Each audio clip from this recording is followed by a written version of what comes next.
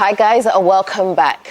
So today I'm going to start this video with a little bit of a confession. Okay, now I want to have a really good conversation with Henry here from Kuro. I said it right. I want to talk to you guys about property investing in Ghana. Now, some of you will know that I've been doing lots of property videos, and for a while I haven't really done so much, and there's a very good reason for that. In fact, we were having a conversation off camera, and you said something that I had also felt, and I just felt like today's video should be very real and to the point. So we were talking about what property is like and the direction of property in Ghana right now. And for me, although I was doing a lot of property videos at one time, it kind of got to a point where I felt like I couldn't consciously do them anymore, because a lot of the properties that I was showing, it just felt like I was showing properties that I maybe not necessarily would buy myself. Not because they weren't good homes, but just because some of them I felt were overpriced, or they just weren't up to scratch in some form or another. And I just didn't feel comfortable sharing that with everybody, you know. So I kind of slowed down, and so now I only really show properties that I believe in. Either the price is good, or it's just something amazing about the property, and then you kind of make your choice from there. So that's kind of been on your heart too, which is why you came up with KuroAfrica. There you go. So tell me a little bit about it. So I suppose the backstory for me is, you know, over the years I've been trying to invest in Ghana, have some skin in the game in terms of either land, real estate, or a business. And so I made several trips back and forth to Ghana.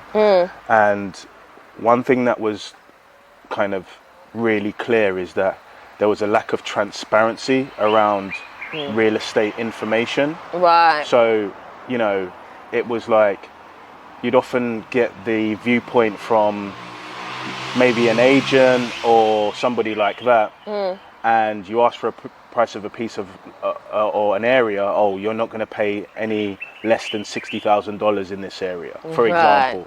But where was the evidence to show that that was the correct like assumption? It's like everybody's guessing, right? Yeah, everybody's guessing, or everybody's trying to utilize an opportunity. Because I've seen over the years, for example, East Legon Hills, you come one year, you're not going to get anything under 20k. You come the next year, you're not going to get anything under 40k. You come the year after that, you're not going to get anything under 60k. So what I realized was, well, actually there's a real issue around the ability to have enough information at your disposal to make an informed decision around real estate in Ghana. So when I went back to the UK, I was thinking about it a lot and started to learn a lot about data and analytics. And I realized there was a good use case around doing data on real estate and business in Ghana. So for example, some areas have particular construction coming in place that revolutionizes how the transport links work in Accra. So for example, you think of something like the Pokwasi interchange, and that motorway, which is a 10-lane motorway, 5 on each side. I think it's 10, or it might even be more than that. It's massive, isn't it?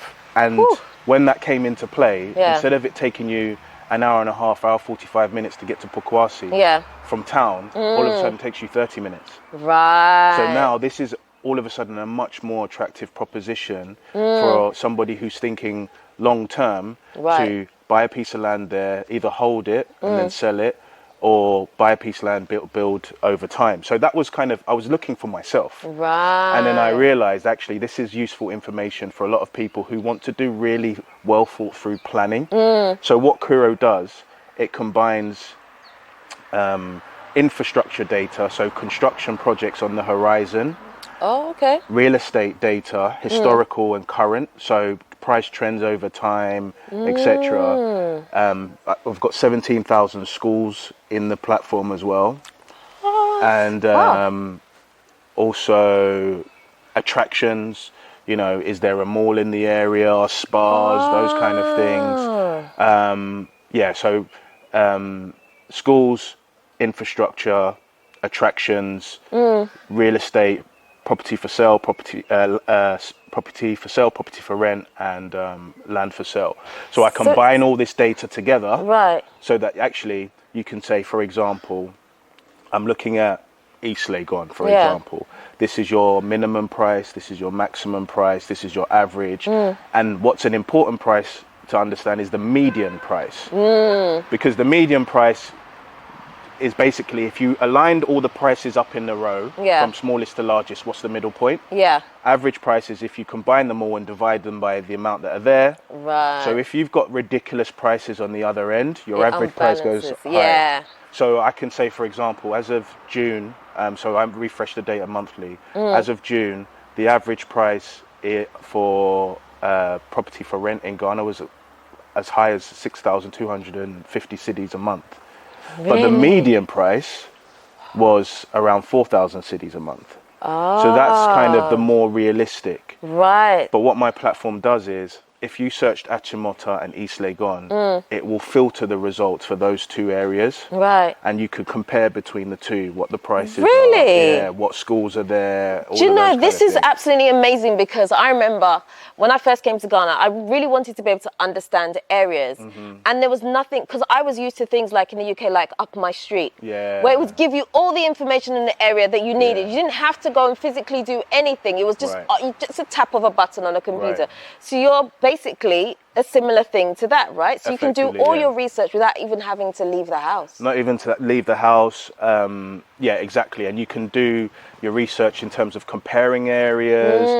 You know, you can say, okay, well, if I was to buy land in this area and I wanted to build 2 apartments, what's the typical rent you would achieve in that same area? You can start making those kind of really informed decisions.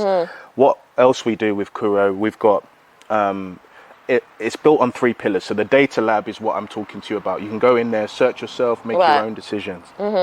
Then we also have insights. So that's articles written based on the data. So it kind of distills the data into something a little bit more digestible. So there's everything in there from, we have different categories: relocating, doing business. So what are the 6 key steps to starting your own business, registering your own business, hotspots, areas, etc. And then we also have another component of Kuro, which is resources. And resources is a collection of professionals in Ghana that you can use at different stages of your journey. So architects, recommended real estate agents, lawyers, everything all into one platform, so that you can really do your research, take action with vetted professionals. So it makes the whole process that much safer, right? Because I think one of the things as well is when people want to purchase land or property here, it's a scary process, right? You don't know how to kind of go about it. You don't know the right way to go. Because I get emails from people all the time like, do you know a lawyer that can do this? Or do you know an architect? Or do you know, because people just, they just want something trusted. So they feel like they want to go to someone who they think is trusted. Not that they think, I am trusted, okay? They want to go to someone trusted who can give them a really good recommendation for some of these people. But going through your website, you have all of that laid out. Yeah, exactly. So we work with the Ghana Real Estate Association, Real Estate Agents Association, called GAREB, which have a formalized process for engaging their real estate members, agents. So you have to pass certain credentials in order to get in there. So that gives a level of quality there. So, you know, check Gareb out.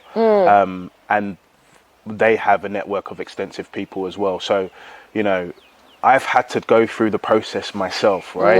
So in doing so, I've effectively documented it, captured it, augmented it using data and analytics to provide a service that I think everybody can use to properly plan. It's moving to Ghana or doing business in Ghana should not be an emotional decision whatsoever in any shape or form. I agree. It's a purely logical decision. I'm a British-born Ghanaian, but I'm Ghanaian. I've lived here before, I've gone to school here before, and it's still taking me almost 10 years to figure this out. That's the reality right there. And it's taken me 10 years of going back and forth, back and forth, back and forth, thinking, planning, doing, trying, failing, going again. But you I don't love want, that you said that. Failing, because that's the Yeah. part that people don't really want to hear about, the Yeah. failing part, right? have to fail. But that's part of it, because in failing, you actually learn Yeah. a lot more than you would have than compared to if you had just done it and it had worked Yeah. first time round. Well, nothing works without initial failure. Yeah. So there's some degree of the main thing is that you take calculated risks to minimize the impact on you in failure. So with real estate, if you're making some emotional decision and you're taking big sums of money, and there's a risk there. Yeah. So you really have to take your time, plan effectively, use available resources. The thing that Ghana doesn't have or didn't have until KuroAfrica is the resource to actually make those informed decisions. So there's other things that I want to bring into Kuro over time. I'd like to kind of reverse the seats and interview someone like you who's been here for many years and kind of get the raw information as to what is it like here. And there's simple things in the website, like we recommend particular YouTube channels to give you the real kind of perspective of people on the ground. Because a lot of the time you got this kind of conflict between diasporans wanting to come back and locals wanting to leave. Right. There's reasons for both. Yes, yes, absolutely, so you need to understand the reasons for why people want to leave. You need to understand, well, we all pretty much understand the reasons why people want to come back. Yeah. This is a great place and it has a wealth of opportunity. However, the structures and systems in place are not those that are similar to that in the West. However, plugging that gap is an opportunity. But if you don't understand them, you could be bamboozled here. Absolutely. So I just want to touch on something that you were talking about earlier. So I'm going to start with a question. Do you think that Central Accra is overpriced? Yes, 100%. It's not realistic. The median income in Ghana is 1,400 cedis. Did you hear that, guys? 1,400 cedis. So, in effect, I'll give you a bit of backstory because, I've been close to some activity. And when I started, before I did KuroAfrica, and I still do some of it now, I was managing short-term lets and those kind of things in the center of town. And ultimately, what is happening is you had a period where kind of Western companies were coming into Ghana around 2010, Tullow, etc. They came to Ghana and there was a lack of supply of hotel rooms. Right. There's things like, the US Embassy, all these embassies, etc. And so around the center of town, there were very expensive nightly hotel rates. So what happened was, as these developers started to come in, like some of the original ones, they were actually an opportunity for these businesses to get something at a far cheaper price comparative to nightly stays at hotels. Right. So owners of these properties were receiving lump sums in advance at like $3,500 a month for a property. I don't know what they paid for it, but effectively your property's paid off in one deal, or maybe two deals. So people with money got wind of that and started to influx the market more and more and more. That's the real, And once you influx the market with a lot of supply, naturally, in a normal functioning environment, that should bring down the price. That's normal economics. Competition, Supply, oversupply, etc. But because people have invested cash into these places, their money's in, it's locked. So there's no incentive in terms of, or deterrent, or incentive to lower price because you've not backed by a loan or a mortgage. So you don't have this monthly mortgage that you need to pay. In some cases, they have, service charges, which motivate them to maybe lower the price a little bit. But ultimately, they've been used to these big lump sums in one go. So in answer to your question, it's massively overpriced. And, kind of like a trade secret from my experience doing the management of properties and looking at Kuro, a lot of properties are empty. I so agree. It's the absolute truth. Honestly speaking, I've heard of properties that have been empty for like 2 years, and because the owner refuses to just lower the price by like $100 a month.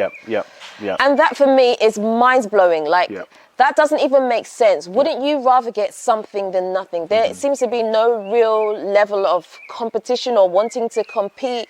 You know, just lower your prices so that you can undercut. That just is not happening. And what you've got to think about is the proportion of the population that can actually pay the prices that they're asking for is minuscule. Yeah. And in fact, it doesn't really exist here, because if you could pay that, you've already built your house somewhere anyway. Right. So the only people That's the truth. So the only people who can actually afford those prices are expats, returnees over Christmas, people coming from abroad on holiday that take up the Airbnbs for a short period of time. Right. Or you get like kind of the returnees from UK, etc. Yeah. Or you get companies that need it for a sustained period of time. Outside of that group, there's nothing. Wow. So what I see with what I have seen with some of the properties that I've managed would be they may be occupied for four out of 12 months. Ooh. But then that means you're not actually getting, so if you list your property for say $2,000 a month and you're only actually occupied for 4 of those months out of the 12, actually you're not making $2,000 a month, are you? No. So if it's $2,000 a month and you're only occupied for 8, it's kind of 8 divided by 12, whatever that is. Yeah, it's your 8K divided by 12. So realistically, it's under $800 a month. It's more like $650 a month. That's the real price. But actually, no one would accept that over the course of a year. But actually, if you priced it around 800 to 1,000, you'd be occupied all year round. And that makes more sense. It makes more sense. Oh my God. So your platform, you seem to have done a lot of research. How did you manage to pull all this together? How will people know that what you've put on the platform is exactly as the market is and you're not guessing? No, I'm just playing devil's advocate here, you know. So one thing is we've used a variety of publicly available sources. So it's not like transaction data. This was sold for this on this day. It's more asking price data. Okay. Right? So this is a lot of publicly available information. It's just never been collected, aggregated in a way that you can make sense of it. Because, you know, in some sites, what you'll have is, you know, people pay for certain privileges and then they keep appearing in your search and those kind of things. So to answer your question, not any publicly available source. We've identified a set, and we refresh those every month to see what the pattern is. Oh, okay. So every month it gets updated. And you can test it in terms of. I did a presentation the other day at a real estate conference, and I used Spintex as an example when I was doing the search. And someone came up to me and was like, "Your price is exactly right." Really? Yeah. Wow. It's the range. You know? It'll give you an idea, because I think what's the most important thing is understanding, you know, and it will evolve over time. What I want to get to a point is saying, okay, this area might be between 100,000 cedis for land to 500,000 cedis. But are there any contributing factors that take you up that spectrum? There might have been a spike somewhere. Or like, you know, it might be proximity to a school that informs those kind of things. And so that's going to come out through the insights part where, you know, when I build the team, really think through the data that's available and say, okay, this is the pattern we're seeing here. We'll get some profiles of like specific areas that are hotspots. So ultimately, that's how we pull it together. So you were talking earlier about the Pokwasi interchange. Interchange, yes. And I think that's really important information right there, because actually at the moment everybody wants to be right in the middle of Accra. But actually when you have links like that are now available and makes getting into Accra easier, you now have access to land that's cheaper and more affordable to you 100%. To bring you in anyway. So you can commute in anyway. So 100%. Now you've opened up the market. And also, you're absolutely right. And I think there are a number of road network improvements that are taking place that's making Accra bigger. And this is important to know. It's making Accra Yeah. bigger, and it's making it more accessible from different areas that are Right. more affordable. And Right. so, for example, if you basically the glut in homes that are needed is in the low to middle income sector. So if you're able to get something that is a reasonable commuter time into town, that is cheaper now because there's no road network connection, but in the future it's going to be better Right. because you can get into town in half an hour. Yes. Because you think about any major city, if you can get into town within 40 minutes, you're happy, Yes. right? Yes. But then, for some reason in Accra, everybody wants to be in East Legon, Yeah. cantonments and all of Yeah. those things. But what you'll find is, over time, if you can pick the right area with the right connection Yeah. and do something in that space, one, you're more likely to be fully occupied because there'll be a realistic market. Or if you want to live there, you could also start being the person that brings the different amenities into the area that makes it more attractive. Other And you potentials. start, you start doing those things. So that's very, very, very good point. There's opportunities. I for people who are members of the platform, what I would be doing is a monthly session and pointing out some of these future hotspots because of the road networks and things like that. So you can actually spot business ideas within. Absolutely. And it's really, I'm a big believer that not only do you have to have readily available information, you also have to have a network of people, of like-minded people that are prepared to kind of have win-win conversations, value exchange for you to start building systems in a place where systems lack. Yes. So I think this has been a lifelong piece of work for me. So, I'm hoping that it brings people together to think about things that plug the gaps. Ghana's not an easy place to come to. It's very, very difficult. It's not all roses. It's not emotional. Don't do it with an emotional mind. Do it with available information. Right.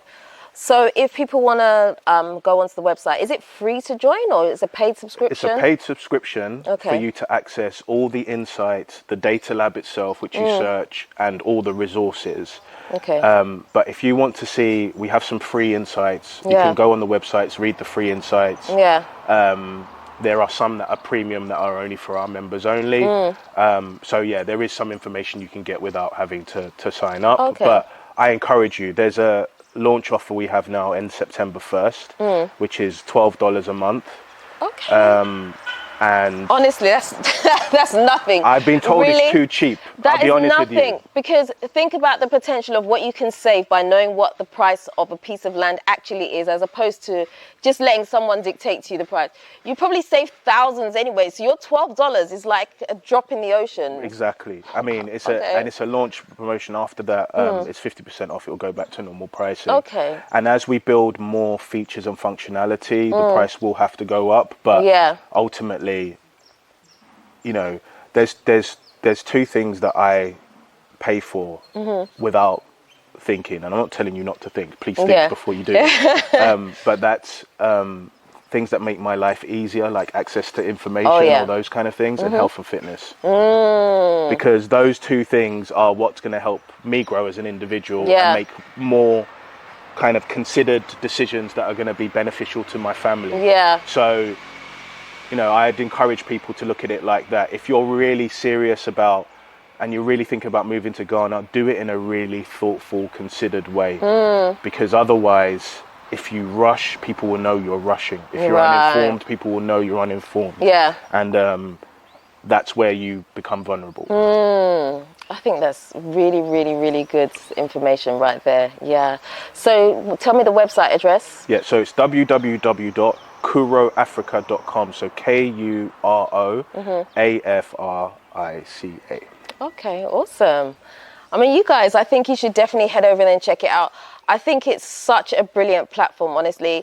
I've learned the most about it just during this interview, and I'm like, it's brilliant, honestly. Like I said, I can compare something like that to Up My Street in the UK, which I used to, when I was searching, particularly when I was searching for a house in the UK, I used to go on there all the time.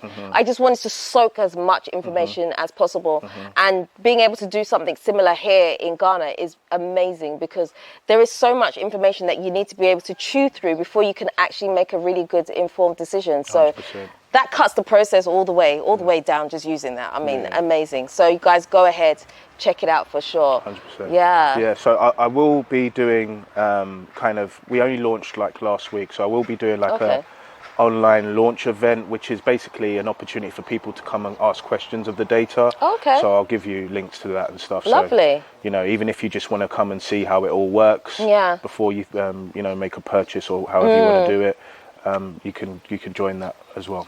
Amazing. Thank you so much for talking to me today. Pleasure. Thank you. Hey guys, we've been equipped. No more scamming. I love it. But anyway, that's the end of today's video. I really hope that you guys have enjoyed it. I've really thoroughly enjoyed this conversation. It's right up my street. And I feel so good to be able to share valuable information with you guys, and that's really what I want to do on this channel kind of going forward. So I hope you've enjoyed it. If you haven't already subscribed to this channel, do me a favor, hit the subscribe button and the notification bell. Don't forget to also like, comment and share this video. Until next time, we are out. Nutivam.